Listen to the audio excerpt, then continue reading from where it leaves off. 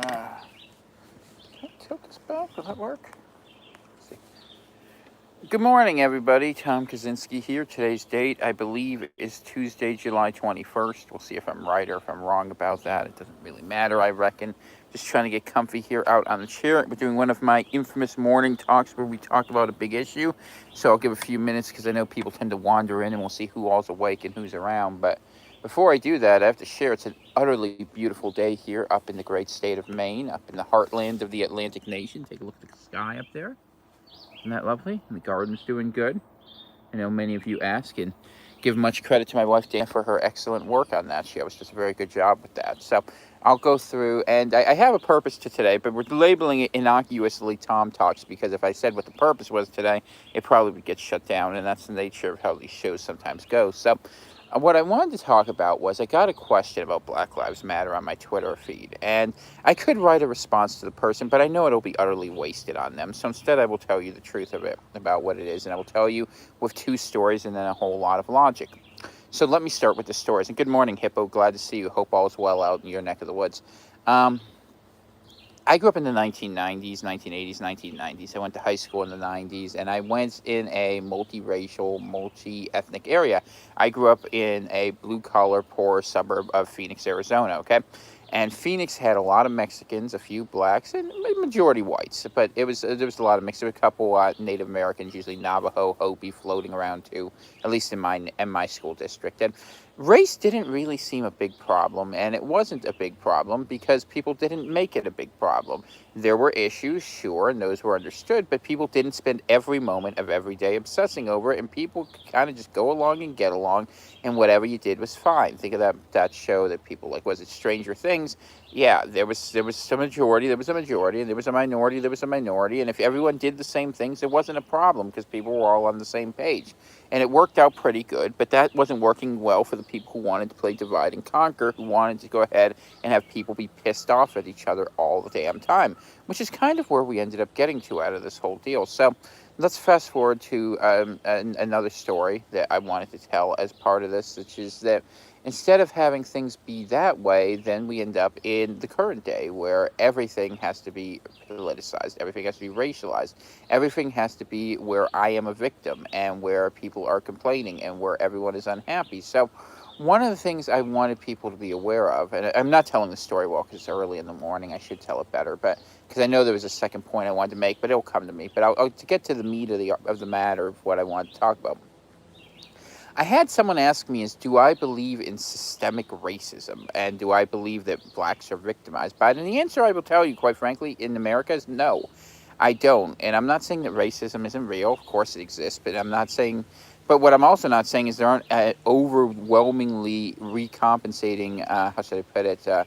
ameliorations and efforts to go ahead and balance the thing out. That literally, if you are a minority person in this country who wants to succeed as part of the majority culture, all you have to do is show up.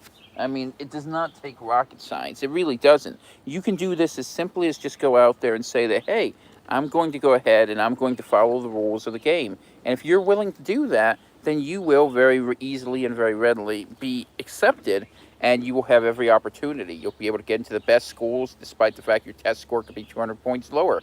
You'll be able to get hired by any corporation you want despite the fact that you may not have the same experience. So everything that could possibly be done in this society to go ahead and make minorities feel welcome has been done. Now, you could say it's not a well-suited society for minorities, and that's a different argument, and I understand that argument, but ultimately then we can't live together, and then that's how it is, and then we'll have to deal with that eventuality and that consequence. But the problem of Black Lives Matter, to be 100% clear with you, has very little to do with black people. This is the second story I wanted to tell you. When I go out there and talk about Black Lives Matter, and I do all the shows I do, and I do all these different things, I get two different sets of responses.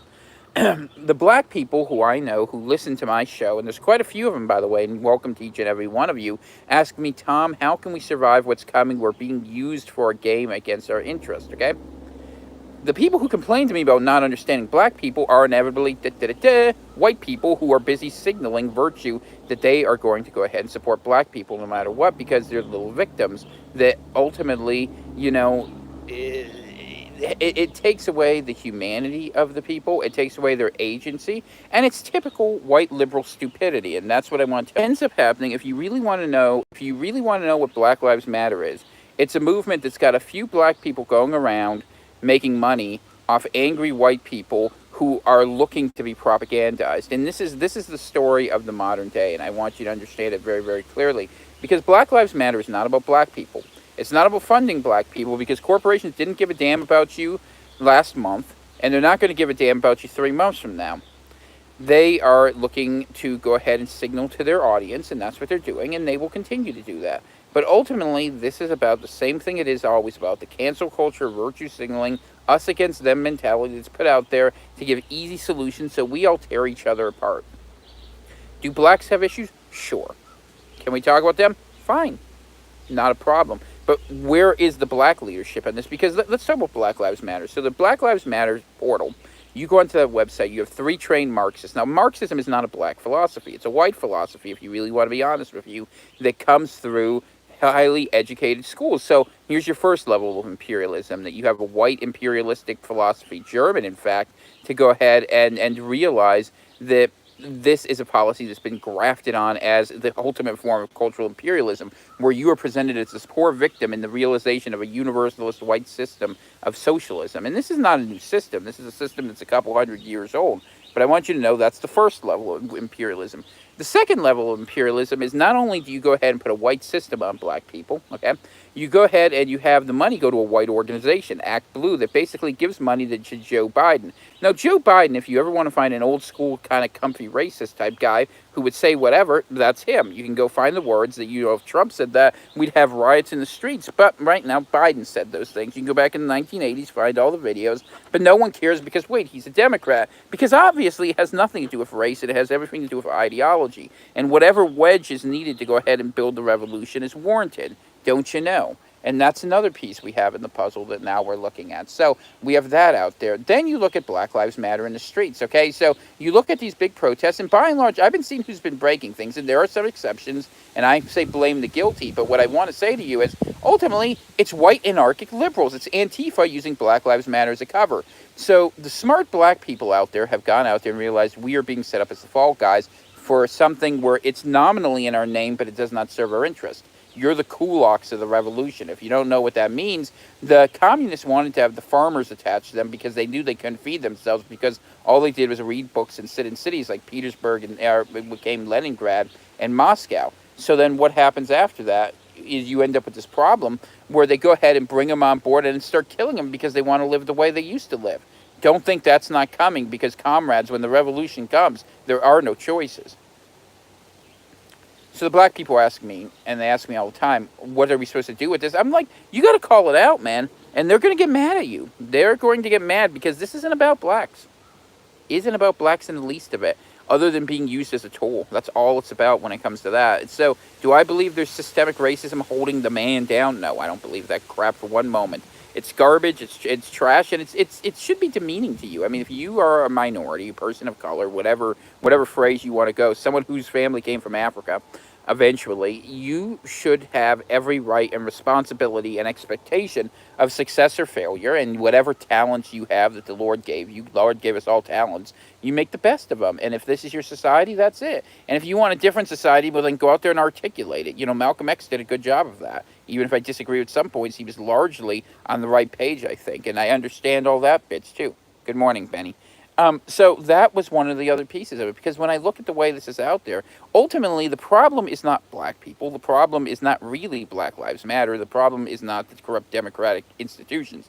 The root of the problem is indoctrinated, dumb college white kids. And let's go right to the heart of it. These kids don't have any experience in their life of anything. They haven't really interacted with people other than on mouthpieces they go to. They don't understand the world they're living in, and they literally have been so conditioned to crave approval from a society where their parents weren't involved. Their teachers taught them to require support at all times. They never learned independence. They never learned critical thinking. They never learned any of the abilities you would need to be a functional adult. And so they go through life like adult infants looking to support whatever cause the state says they're good at to get gold stars and cookies so they feel good when they go home every day. And then they go and celebrate that because they literally have no understanding of how the world actually works. They just know what they have to do to show up. And they've been so propagandized and indoctrinated from the moment they were born, from technology, from screen to screen, absentee parents, school indoctrination, college insanity, and they've paid and now they're in debt where all they know is,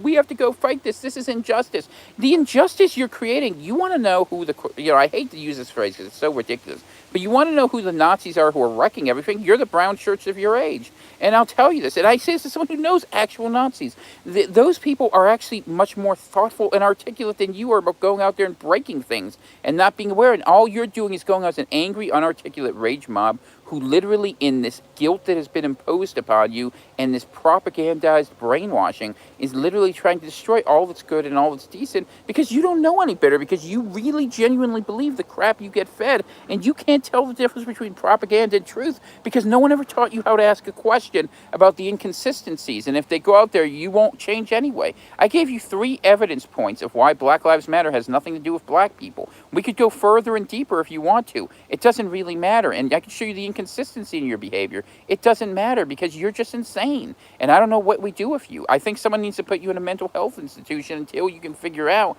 how to actually ask a critical question, or maybe some sort of schooling, because you just don't know. And that's killed democracy. Not that I'm a fan of democracy, I'm not, but ultimately democracy only works if you have well-educated citizens.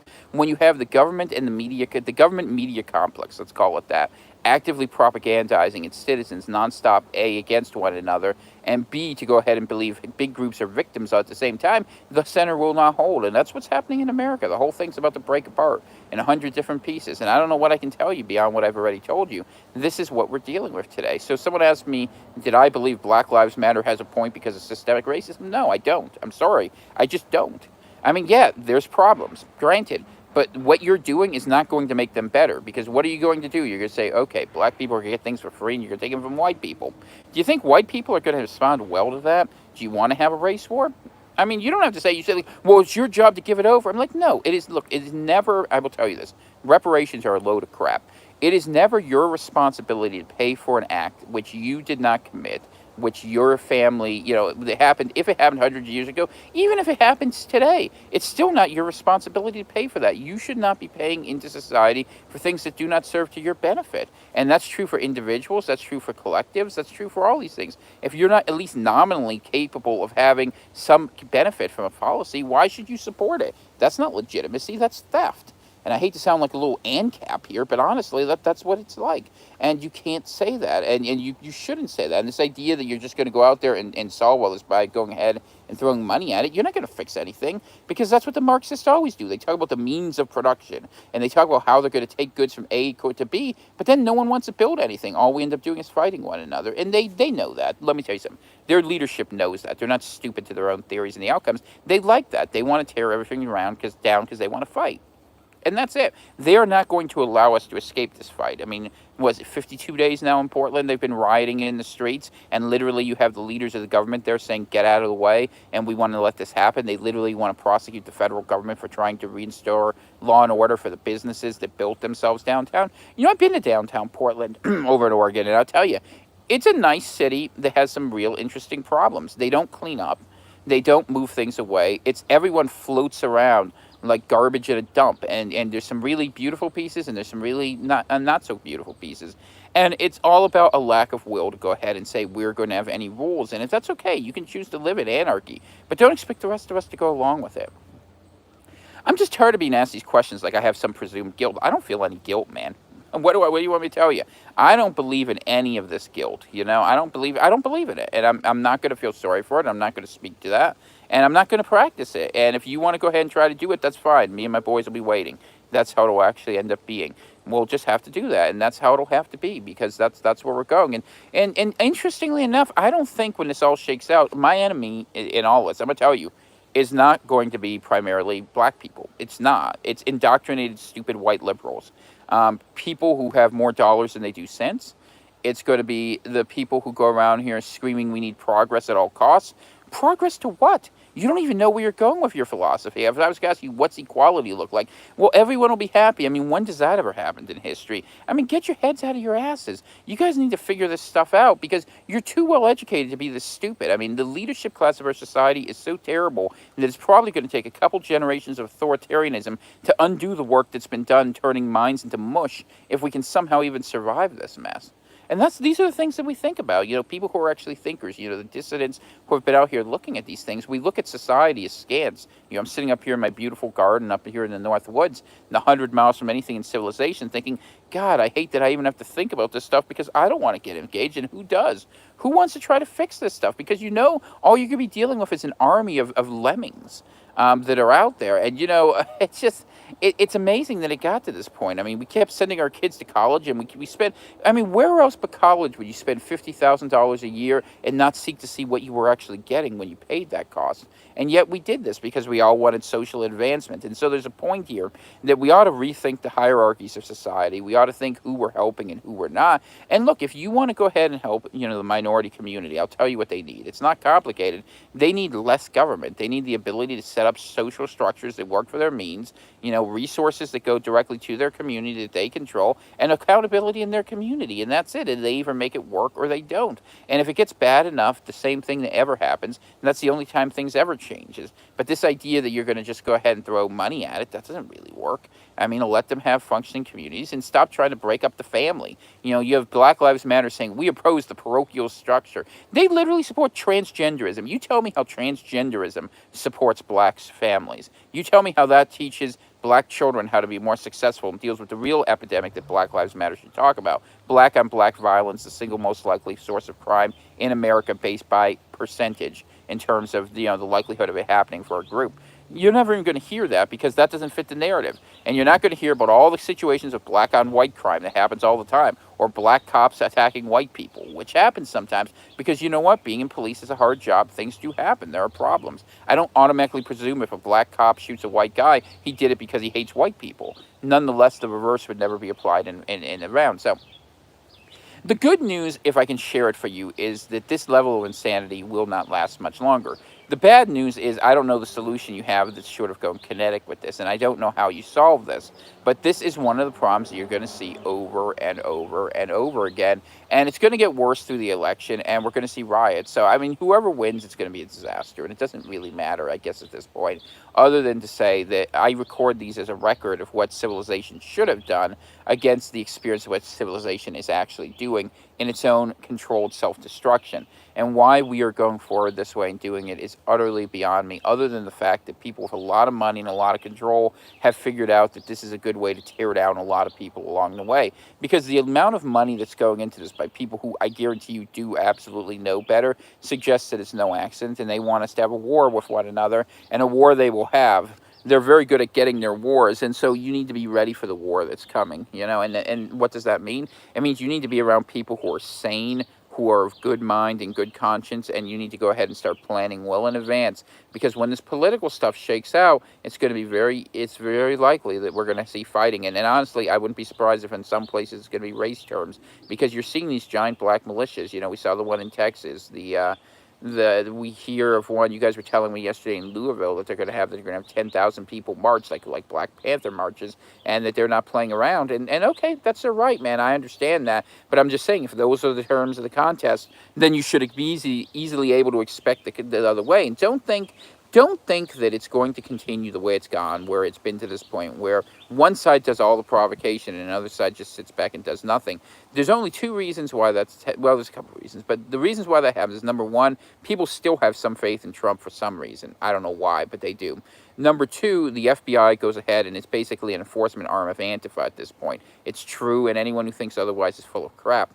And number three is people are just waiting for them to come to the wrong area. You keep coming to the suburbs. You keep coming to the rural areas. You come in and you try to set up shop anywhere beyond your cities. things are going to become a very different game. And the minute you make a single imposition, as some of these governors who are holding their client states do, the minute that Portland tells Pendleton, Oregon that they need to pay for things, or Spokane becomes, beholden to the chop shop for sending reparation taxes, that's when the things are going to get hot. And that's how it's going to go. And I don't see how we get away from that, because ultimately the people who are well educated in this country are the biggest morons we have. It's not the poor whites, it's not the poor blacks, it's the white upper middle class who have been educated to become stupid idiots. And there's no courage to speak against them. And you see anything who speaks against is being taken down. Some of you probably saw that thing where Fox News are trying to go after half the anchors. They're literally saying Sean Hannity gave $100, and Tucker Carlson said, wouldn't it be nice if you did something else? And they find a crazy lady to scream rape from the...